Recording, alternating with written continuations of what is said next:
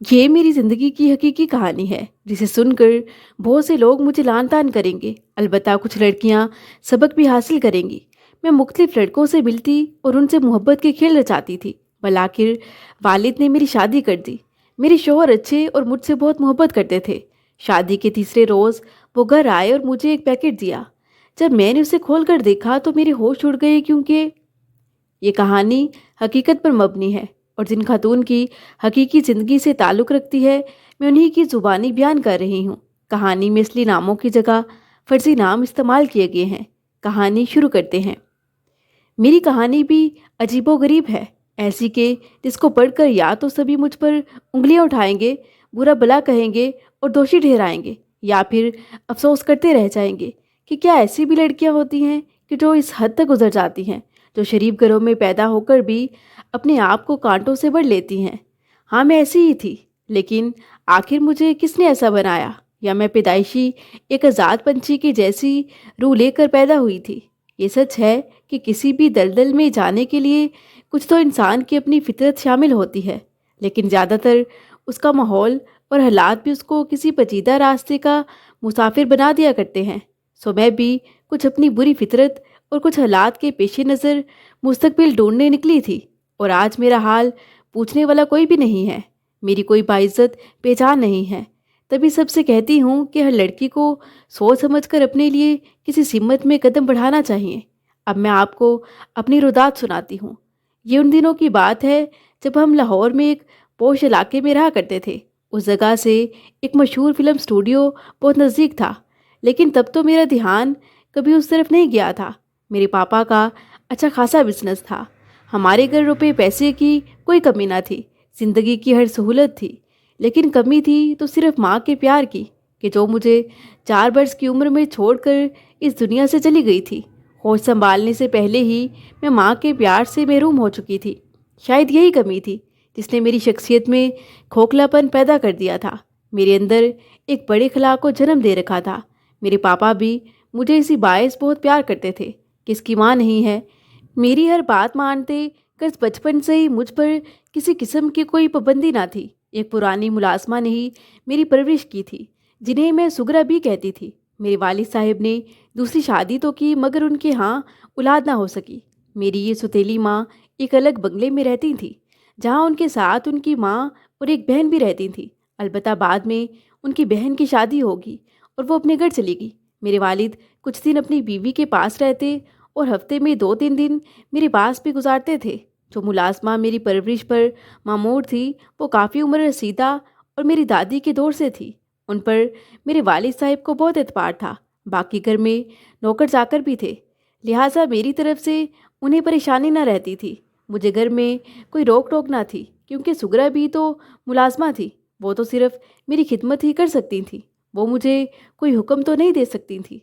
वक्त गुजरता रहा और मैंने जवानी की दहलीज पर कदम रख दिए और मेरी सोचें भी बदलने लगीं। मैं अब भी अपनी हर बात मनवाना अपना फ़र्ज समझती थी। वालिद साहब ने अब मुझे सौतेली माँ के पास ले जाना चाहा, तो मैंने साफ इनकार कर दिया कि मैं आपकी बीवी के साथ नहीं रहूँगी। मैं इसी घर में सुगरा बी के साथ ही रहूँगी और मुझे यहाँ कोई मसला नहीं है। आप मेरी तरफ से बेफिक्र रहें। कई रिश्तेदारों ने कहा भी कि लड़की अब जवान हो गई है, माँ तो है नहीं और बाप तो हफ्ते में 2-3 दिन ही घर आता है। लड़की सारा दिन नौकरों के रहमो करम पर रहती है। किसी दिन कहीं कुछ उल्टा सीधा ना हो जाए या इसके कदम भटक ही ना जाए। मगर मेरे पापा कहते थे कि मुझे अपनी बेटी पर मुकम्मल भरोसा है।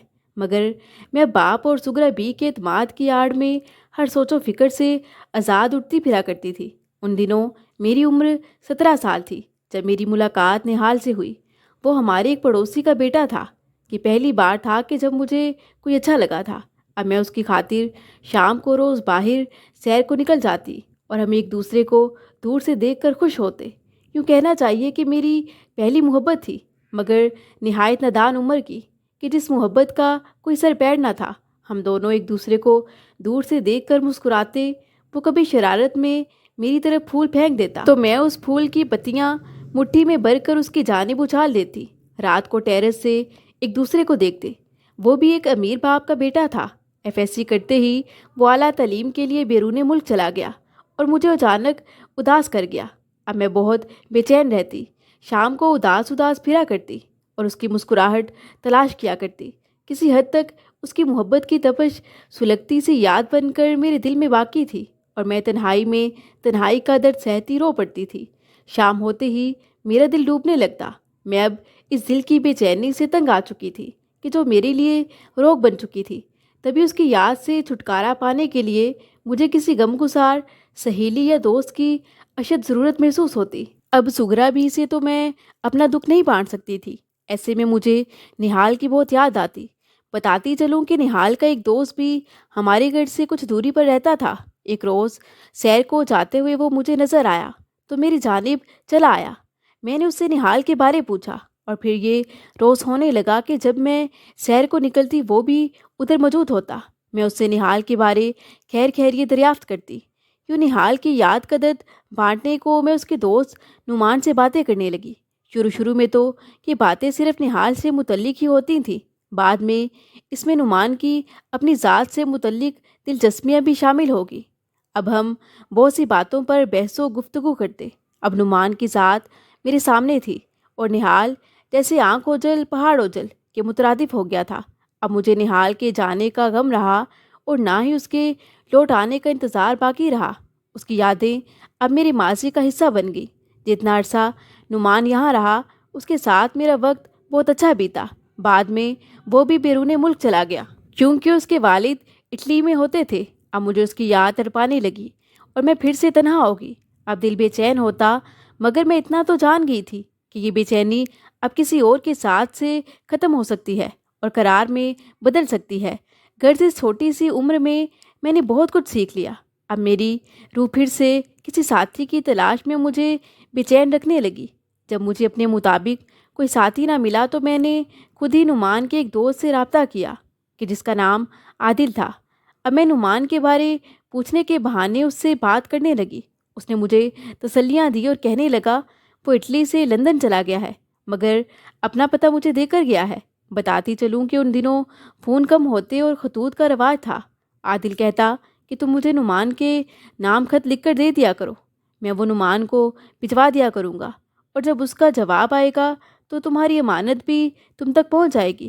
یہ سن کر میں تو خوش ہوگی کہ اب نعمان سے رابطہ ممکن ہو گیا تھا، لہٰذا میں نے ایسا ہی کیا۔ نعمان کے نام خط لکھ کر اس کو دے دیتی اور وہ مجھے لندن سے آئے نعمان کے جوابی خط دے دیتا۔ اب میرا پھر سے نعمان کے ساتھ رابطہ بحال ہو گیا اور میرے دل کو بھی تسلی رہتی۔ میں بار بار ان خطوط کو پڑھتی۔ یوں درمیان کی یہ کڑی یعنی عادل میرے لیے اہم بن گیا۔ مجھے قطعی کسی بات کا احساس نہ تھا کہ یہ میں کیا کر رہی ہوں۔ رفتہ رفتہ نعمان سے میرا رابطہ ختم ہو گیا اور میں عادل کے قریب ہوتی گئی۔ وہ بھی مجھے بہت اہمیت دیتا۔ وہ ایک دلچسپ اور ہر وقت ہنسنے ہنسانے والا نوجوان تھا۔ انجینئرنگ کا طالب علم تھا، اگرچہ میں ایک آزاد پنچھی تو نہ تھی کہ کبھی کسی ڈال پر اور کبھی کسی ڈال پر، بلکہ میں تو بس محبت کے اس کھیل کو دلچسپ سمجھ کر ایک طوفان میں بہہ جاتی تھی۔ اب محبت کا یہ کھیل عادل اور میرے درمیان رواں ہو چکا تھا۔ انہی دنوں پاپا اور میری سوتیلی ماں کے درمیان تعلقات خراب رہنے لگے، جو کہ طلاق کی صورت میں ختم ہوئے۔ یوں اب پاپا مستقل اس بنگلے میں رہنے لگے کہ جہاں میں رہتی تھی۔ پاپا کے یہاں آئے کہ کچھ عرصہ بعد ہوا یوں کہ عادل نے کافی روز تک مجھ سے رابطہ نہ کیا۔ تبھی مجھے اچانک معلوم ہوا کہ عادل کی شادی ہو گئی ہے۔ یوں اس نے مجھ سے ملنا جلنا بھی ترک کر دیا۔ اب میں اس کی بے وفائی پہ روتی تھی۔ ابھی میں اس شوق کو منانے میں مشغول تھی کہ ایک روز ناشتے کے دوران پاپا نے مجھے بتایا کہ ان کے ایک قریبی دوست کا بیٹا اسد ملتان سے ہمارے یہاں لاہور آ رہا ہے۔ وہ اب اپنی پڑھائی تک کچھ عرصہ ہمارے یہاں ہی ٹھہرے گا۔ اس کے والد اسے ہاسٹل بھجوا رہے تھے۔ میں نے سوچا کہ خالی صاحب سے میرے اتنے اچھے تعلقات ہیں اور سوچیں گے کہ میرا بیٹا وہاں ہاسٹل میں رہ رہا ہے تو اس نے ایک بار بھی رہنے کو نہیں کہا۔ دوسرا یہ کہ ہمارا گھر کافی بڑا تھا، کئی کمرے تو یوں ہی خالی پڑے ہیں۔ وہ اگر یہاں رہ لے گا تو کیا فرق پڑتا ہے۔ خالی صاحب نے ہر مشکل وقت میں میرا بہت ساتھ دیا ہے۔ یوں پاپا نے اسد کے لیے اپنے بنگلے کا گیسٹ روم ٹھیک کروا دیا۔ انہی دنوں سغرا بی کا بھی انتقال ہو گیا۔ گھر میں اور بھی ملازمہ تھی، مگر جو محبت مجھے سغرا بی سے تھی وہ کہاں۔ میں گھر میں بالکل تنہا ہوگی۔ پاپا سارا دن گھر سے باہر ہوتے۔ اسد ہمارے گھر آ کر رہنے لگا۔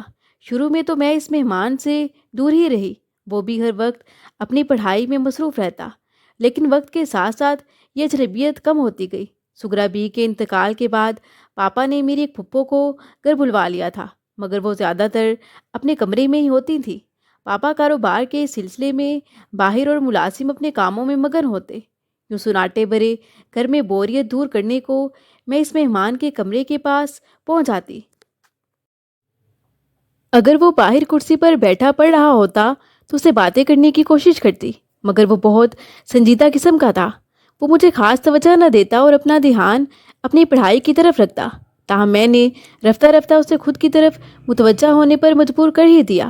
یہ بات سچ ہے کہ نہ جانے اس میں کیا خاص بات تھی کہ میرے دل میں جو مقام اس کا بنا وہ سب سے منفرد تھا۔ آج تک تو میں دوسروں کو پیچھے لگ جانے پر مجبور کر دیتی تھی، مگر اس کی سنجیدگی کے باعث میں خود اس کی ذات میں قید ہو کر رہ گئی تھی۔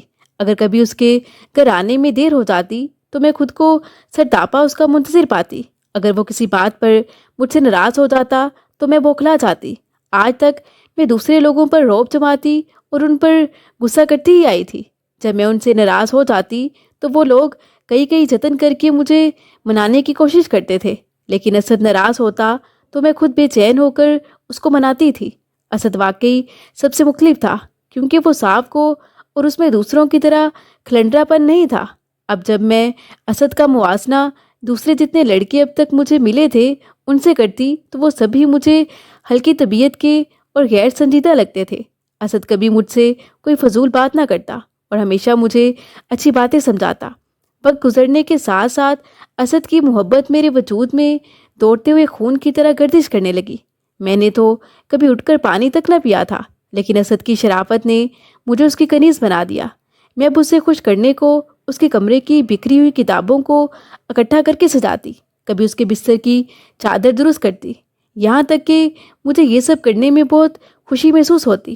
میں اس کے آنے کا انتظار کرتی اور جب وہ یونیورسٹی سے آتا تو میں خود اس کے لیے چائے بنا کر دیتی۔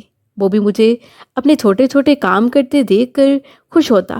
وقت گزرتا رہا اور میں اسد کے ساتھ پوری زندگی بتانے کے خواب دیکھنے لگی۔ دل میں ٹھان لی کہ اب یہی میری آخری اور سچی محبت ہے۔ یوں ہر روز اسد کی آرزو میں جینے لگی۔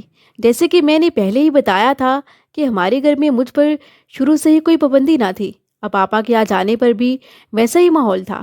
میری ایک عادت تھی کہ جو اسد کو بری لگتی تھی، وہ یہ کہ جب بھی میرے کزن گھر آتے میں ان کے ساتھ بے تکلفی سے باتیں کرنے لگتی، کیونکہ میں بچپن سے ہی ان کے ساتھ بے تکلف تھی، اور نہ ہی میری یہ عادت میرے پاپا کو بری لگتی تھی کہ ہمارے گھر کا ماحول ہی ایسا تھا۔ میں اب بھی اپنے کزن سے ویسے ہی فری ہو کر باتیں کرتی۔ مجھے یہ خیال نہ رہتا کہ اسد کو میری یہ بات بری لگتی ہے۔ میری اس عادت پر وہ مجھ سے ناراض ہوتا تھا، یہاں تک کہ غصہ بھی کرتا۔ میرے لیے چونکہ یہ سب کوئی معیوب بات نہ تھی، لہٰذا مجھے اس کا ناراض ہونا برا لگتا۔ میں اسے کہتی کہ بھائی یہ میرے کزنس ہیں، کوئی غیر تھوڑی ہیں، آخر ان سے باتیں کرنے میں کیا حرج ہے، ہم تو شروع سے ہی آپس میں ایسے ہی فری ہیں۔ اس پر وہ مجھے سمجھاتا کہ بے شک وہ تمہارے کزنس ہیں، لیکن ہر کسی سے بے تکلف ہو جانا اچھا نہیں ہوتا، کیونکہ لڑکے اس بات کا غلط مطلب لیتے ہیں، چاہے کزنس ہوں یا جو بھی، لیکن اس طرح لڑکوں سے باتیں نہیں کرتے۔ جب وہ آئیں تو تم ان سے فاصلہ رکھا کرو، کسی کو تمہارے بارے میں کوئی غلط فہمی بھی تو ہو سکتی ہے۔ مجھے اس کی باتوں پر حیرت ہوتی کہ یہ کیا مڈل کلاس سوچ رکھتا ہے۔ میں اس کی اس ایک بات سے عزت آ جاتی اور یہ اس کی ان باتوں کو ایک کان سے سن کر دوسرے سے نکال دینا ہی بہتر خیال کرتی۔ میری سمجھ میں نہ آتا کہ وہ ایسا کیوں کہتا ہے، اور شاید اس کی بھی سمجھ میں نہ آتا کہ میں ایسا کیوں کرتی ہوں۔ اس کے ناراض ہونے پر بالآخر میں بھی اپنی طرف سے اسے سمجھاتی کہ میرے بچپن میں ہی میری ماں فوت ہو گئی تھی، اس لیے میں ایک ملازمہ کے رحم و کرم پر پلی ہوں۔ آج تک کسی نے مجھے کسی بات پر کبھی ٹوکا ہی نہیں ہے، اس لیے اب مجھے تمہاری روک ٹوک بھی بری لگتی ہے۔ اور سچ ہی تو ہے کہ آخر کسی سے بات کر لینے میں کیا عیب ہے، جبکہ میرا دل تو بالکل صاف ہے۔ وہ آگے سے مجھے کہتا، دیکھو تم ایک لڑکی ہو اور لڑکیوں کا اس طرح ہر ایک سے بے باک ہو کر باتیں کرنا ان کے حق میں بہتر نہیں ہوتا۔ مجھے دیکھو، میں تو لڑکا ہو کر تمہارے علاوہ کسی سے زیادہ بات نہیں کرتا۔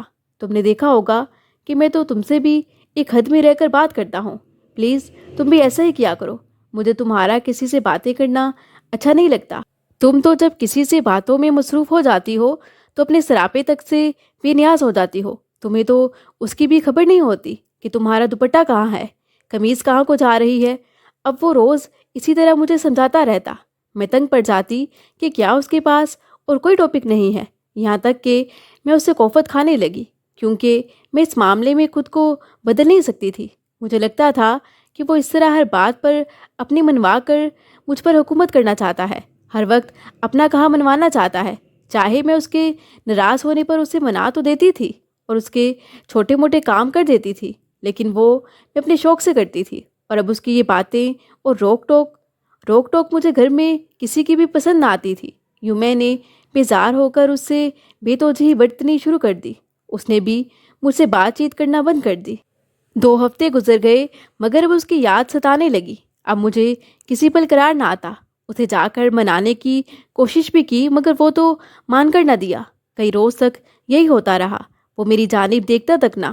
تب مجھ کم عقل لڑکی نے ایک اور راستہ نکالا اور اسے خطوط لکھنے شروع کر دیے.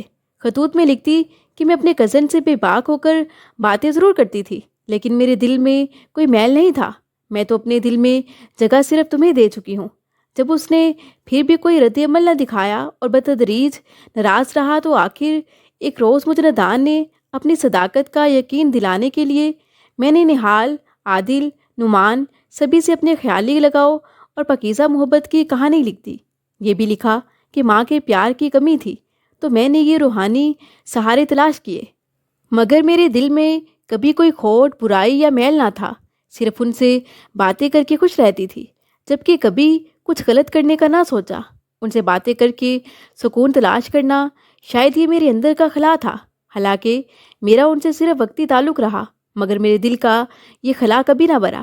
وہ اب میری زندگی کی سب سے بڑی بھول تھی. میں سمجھ رہی تھی کہ میری یہ جذباتی کہانی اور سچائی اس کے دل پر اثر کرے گی اور وہ میری پاکیزگی کا یقین کرتے ہوئے مجھ پر کزن سے باتیں نہ کرنے کی روک ٹوک ختم کر دے گا. مگر اس پر پھر بھی کوئی اثر نہ ہوا. وہ پھر بھی مجھے نصیحتیں کرتا کہ ہر لڑکے سے بے تکلف ہو کر بات کرنا معیوب بات ہے. اب بھی پہلے ہی کی طرح مجھے کسی سے باتیں کرتا دیکھ کر ناراض ہو جاتا. جب اس کی یہ روک ٹوک میرے لیے تکلیف دہ حد تک بڑھ گئی تو مجھے اس سے الجھن ہونے لگی. میں اس کی نصیحتوں سے چڑھنے لگی. اپنی بھی عقلی سے سوچتی کہ میں تو ہرگز بری لڑکی نہیں ہوں، جبکہ یہ انسان بہت شکی قسم کا اور تنگ ذہن انسان ہے. یہ آدمی تو شاید کبھی کسی کو خوشی دے ہی نہیں سکتا ہے. میں اس کے منہ پر بھی یہی کہنے لگی تھی کہ تم بہت شکی مزاج ہو. میں اتنی بری نہیں ہوں کیونکہ میں نے کبھی کوئی برائی نہیں کی. مجھے معلوم ہے کہ میں کیسی ہوں. پھر نہ جانے تم کیوں مجھے اپنا ذہنی غلام بنا کر رکھنا چاہتے ہو. میں یہ بھی جانتی تھی کہ اسد مجھے ہمیشہ کے لیے اپنانا چاہتا ہے، تبھی ایسا کرتا ہے، ورنہ اور بھلا اس کی اس کے سوا کیا نیت ہو سکتی تھی. جانتی تھی کہ وہ مجھے ہر لڑکے سے دور دیکھنا چاہتا تھا. میں بھی تو اسے چاہتی تھی، لیکن اب اس کے ہر دم ایک ہی بات پر بگڑے رہنے سے پریشان رہنے لگی تھی، کیونکہ آج تک کسی نے نہ تو مجھے اس طرح ڈانٹا تھا اور نہ ہی اس کی طرح غصہ کیا تھا. ایک روز ہمارے گھر میری ماموں کی فیملی آ گئی. میں اور ماموں کا بیٹا اور بیٹی گارڈن میں بیٹھے تھے. میری کزن جھولا جھولنے لگ گئی جبکہ میں اور حسن باتیں کر رہے تھے. تبھی وہاں اسد بھی آ گیا. اس نے جب مجھے ماموں کے بیٹے کے ساتھ یوں بیٹھے بے تکلفی سے باتیں کرتے دیکھا تو آج غصے پر قابو نہ رکھتے ہوئے اس کے سامنے ہی مجھے ڈیٹ لڑکی کے لقب سے نواز دیا. وہ کہنے لگا، تم بہت ہی ڈیٹ ہو، تم کبھی پاس نہیں آ سکتی، تو میں خود ہی تمہاری زندگی سے دفع ہو جاتا ہوں کیونکہ تم کبھی زندگی میں کسی ایک کی ہو کر نہیں رہ سکتی. اب میرا تمہاری ذات پر یقین کرنا خود کو برباد کرنے کے برابر ہی ہے. ان جملوں نے گویا میرے دل پر انگارے برسا دیے. میں اپنے کزن سے دور ہوگی. وہ بھی کہنے لگا، ارے یہ پاگل تمہیں اتنی باتیں کیوں سنا کر گیا ہے؟ میں بھی اس سے پوچھتا ہوں. میں نے حسن کو روک دیا اور کسی طرح بات گول کر دی، لیکن یقیناً وہ سمجھ تو گیا ہی ہوگا. ایک روز جب میرا چچا زاد پاپا کے پاس آیا، جاتے ہوئے وہ مجھ سے کہنے لگا، سائرہ فریحہ سے ملنے چلو گی؟ وہ کہہ رہی تھی کہ اگر سائرہ فری ہوئی تو آتے ہوئے اسے لیتے آنا.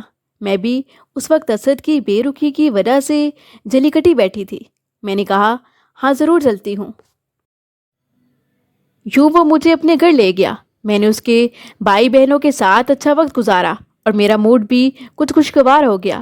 جب میں کزن کے ساتھ ہی گھر لوٹی تو اسد لان میں ٹہل رہا تھا اور کافی غصے میں تھا۔ میں پاس سے گزرنے لگی تو مجھے غصے سے دیکھ کر کہنے لگا، تم تو تماشا بن گئی ہو۔ میں نے اس کی پوری بات بھی نہ سنی اور منہ پھیر کر چلی آئی۔ اس کے بعد میں نے اس سے بات چیت کرنا ہی بند کر دی، مگر میں نے دیکھا کہ اس کے بعد سے وہ بہت افسردہ اور کھویا کھویا سا رہنے لگا تھا۔ لیکن اب یہ ہونے لگا کہ مجھے اس کی پریشانی سے خوشی ملنے لگی۔ پہلے میں اس کے لیے تڑپتی تھی، مگر اب اس کی طرف سے مجھ پر بے حسی سے چھا چکی تھی۔ اب اس کو جلانے کے لیے میں اور زیادہ اپنے کزن سے ہنس ہنس کر باتیں کرتی۔ وہ میرے اس برتاؤ کو قطعی پسند نہیں کرتا تھا، اور بس یہیں سے میں اس سے دور ہو کر اس مقام پر پہنچ گئی کہ جہاں سے مجھے وہ ایک حقیر سا انسان نظر آنے لگا تھا۔ اب میں نے اس کے ساتھ کوئی ناطہ نہ رکھا اور اس سے کوسوں دور ہوتی گئی۔ میری بے رخی کو دیکھ کر اب وہ تل ملایا سا رہتا۔ آخر ایک روز مجھے بلا کر نرمی سے کہنے لگا، سائرہ، میں تم سے واقعی محبت کرنے لگا تھا اور ہمیشہ تمہارا بھلا چاہتا تھا۔ تمہیں کسی اور کے ساتھ نہیں دیکھ سکتا تھا، لیکن تم نے میری محبت کی بہت توہین کی ہے۔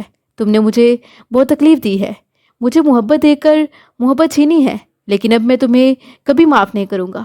میں نے تمہارا بھلا چاہا اور تم نے مجھ سے ایسا سلوک کیا۔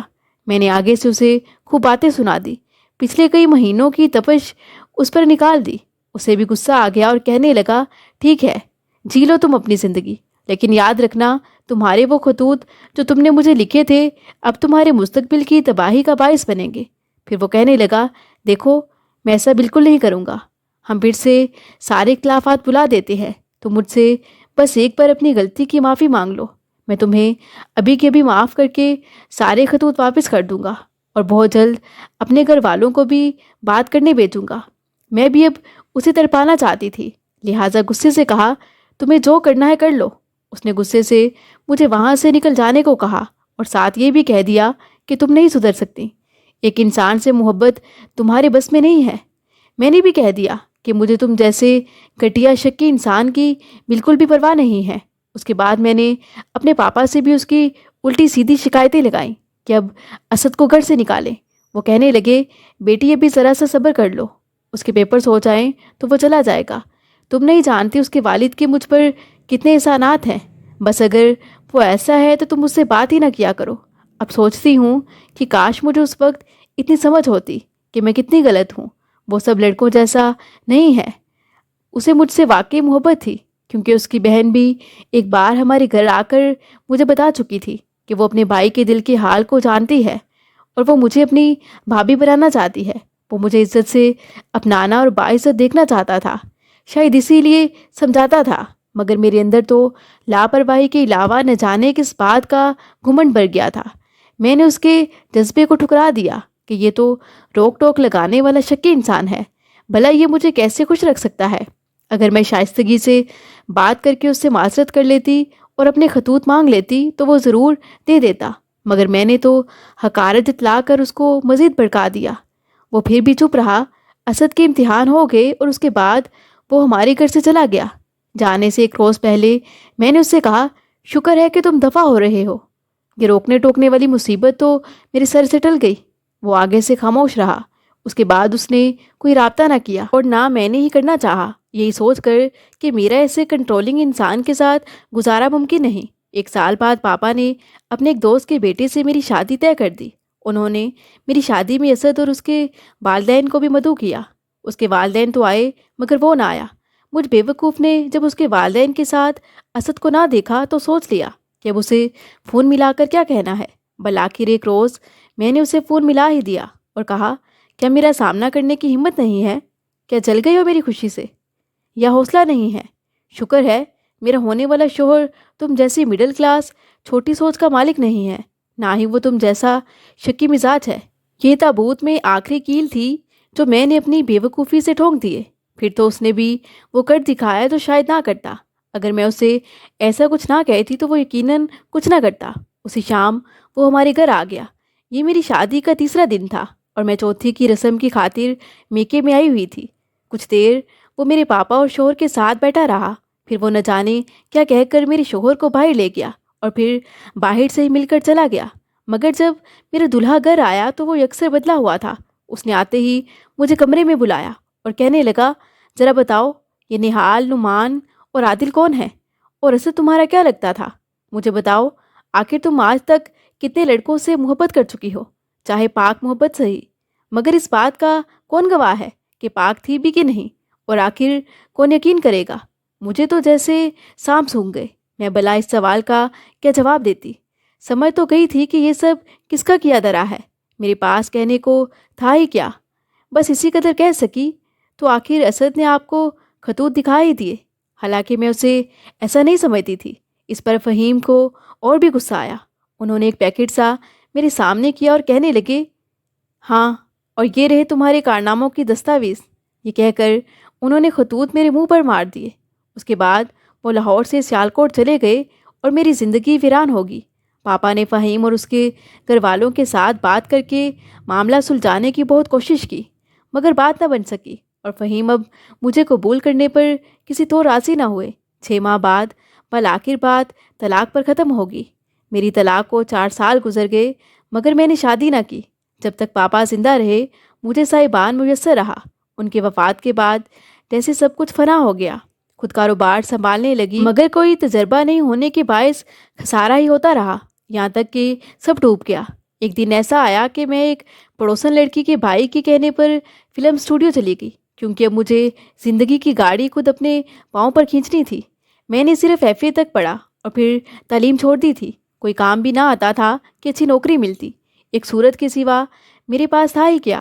فلمی دنیا بھی عجیب جگہ ہے، یہاں سب نے دلاسے تو دیے مگر ہیروئن کسی نے نہ بنایا۔ مجھے بس ایکسٹرا کے رول ہی ملتے تھے۔